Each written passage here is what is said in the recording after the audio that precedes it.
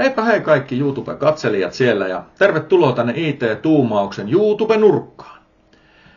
Minun nimi on Vatasen Jussi, minä olen IT-tuumauksen perustaja. Heti alkuun haluan sanoa tällaisen, että kyseessä on ensimmäinen video. Ja minä olen linkkarissa törmännyt tällaiseen postaukseen, missä puhuttiin rohkeudesta tehdä ensimmäinen YouTube-video ja vaikka lukemaan sitä maitopurkin kylkeen. Voin luvata, että nyt luetaan maitopurkin kylkeen. Tehdään video ja nauretaan yhdessä sitten tälle joskus myöhemmin, että mitä sitä on tullut tehtyä. Pysyhän mukana. No mitä IT-tuumauksen kanavalle ruvetaan tekemään? Tänne ruvetaan tekemään tietoa meidän palveluista, kertomaan vähän yksityiskohtaisemmin ehkä meidän blogitiedoista, tekemään tuoteesittelyjä, ehkä kerron itsestä ja tulevaisuuden suunnitelmista jonkin verran joissakin ajankohdissa. Ja sitten tietysti, jos teiltä tulee ehdotuksia, minkälaisia videoita haluaisitte nähdä, niin mahdollisesti niitäkin toteutetaan jonkinnäköisessä ajan hetkissä. No, kenelle tätä tehdään? Tietenkin tätä tehdään itselle, mutta tätä tehdään myös just teille.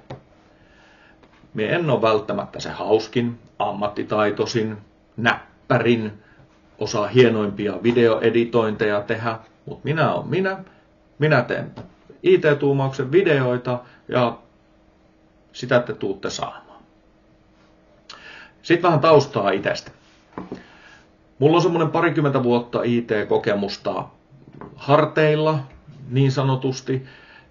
Mä oon aloittanut urani vaihtamalla backup-nauhoja, fyysisiä tämmöisiä C-kasetin kokoisia, vähän isompia backup-nauhoja päivittäin, että saadaan tiedot backupiin talteen, vähän niin kuin mitkä nykyisin menee tuonne pilvipalveluihin. Ja kaikki mitä kehitys on kehittynyt siinä välillä, niin on tullut tietotaitoa itselle kartoitettua.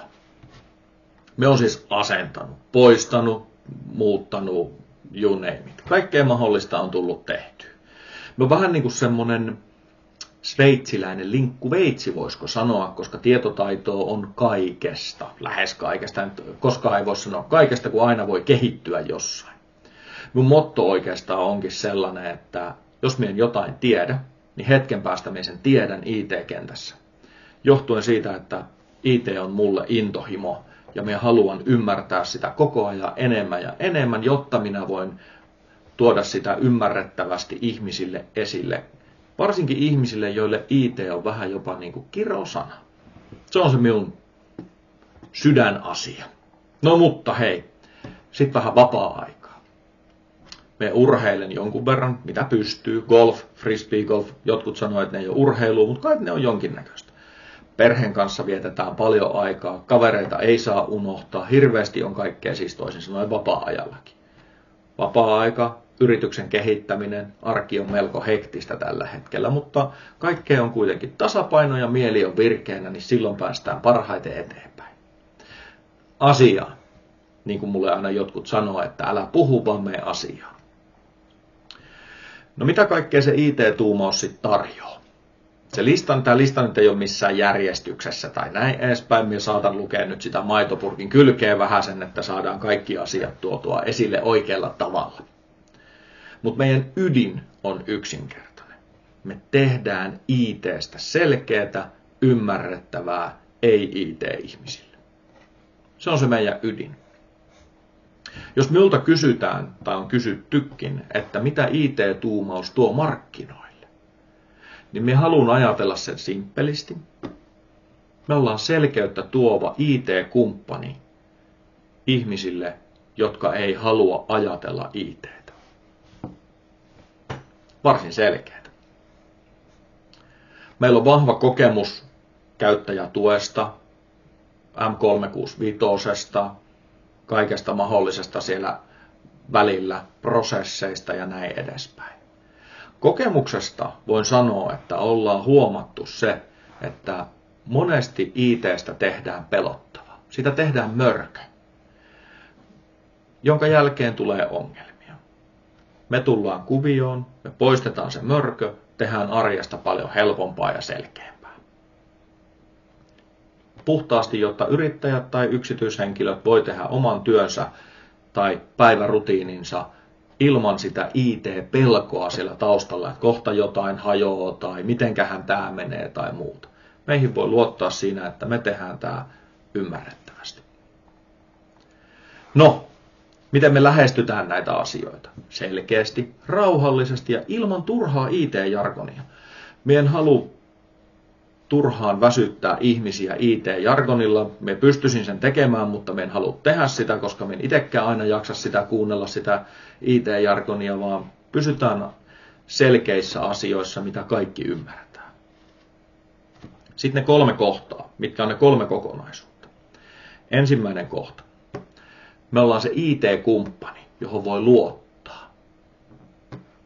Ei pelkästään silloin, jos jotain menee rikki, vaan silloin, kun halutaan rakentaa kestävää ja turvallista tulevaisuutta IT-kokonaisuudessa. Me halutaan olla se kumppani. Kohta numero 2. Me tuotetaan myös digitaalista sisältöä, YouTube.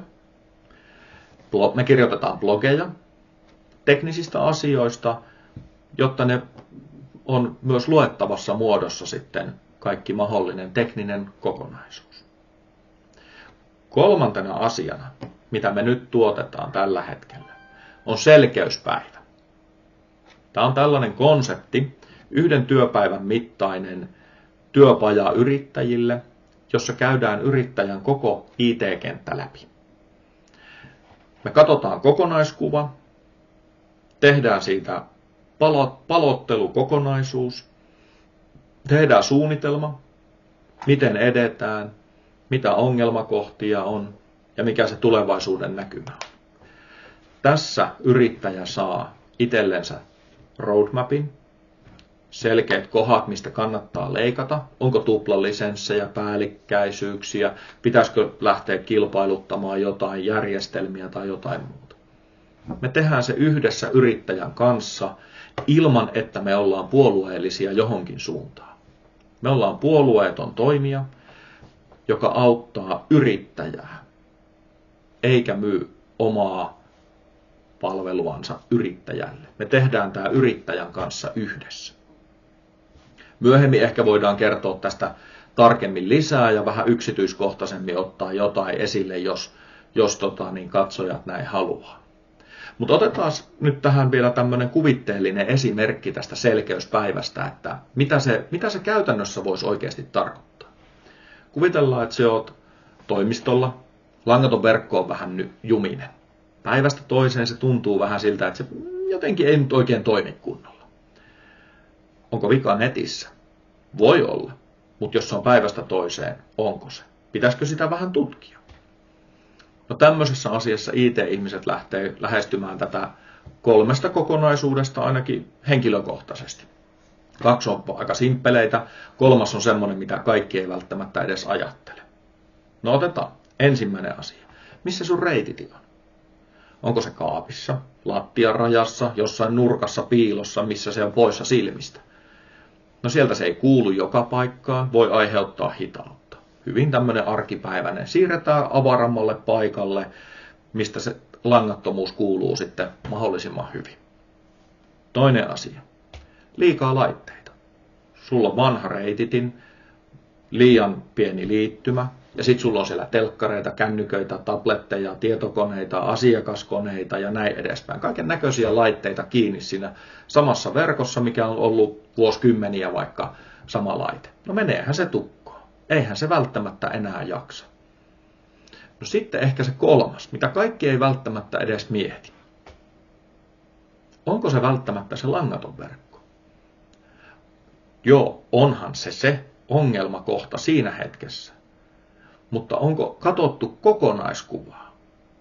Vuosikymmeniä sulla on kasvanut yritystoiminta, tullut käyttäjiä lisää, mahdollisesti järjestelmiä lisää, enemmän käytetään internetyhteyttä.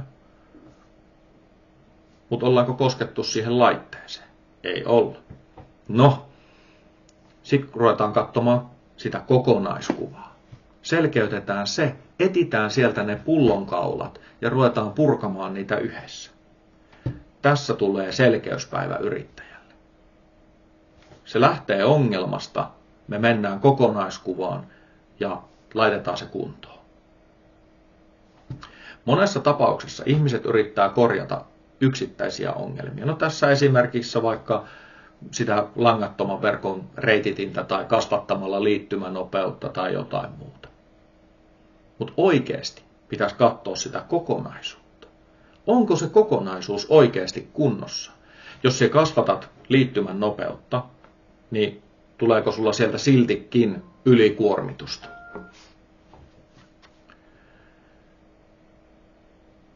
IT-hän ei ole sellainen, että se saisi tuntua vaikealta.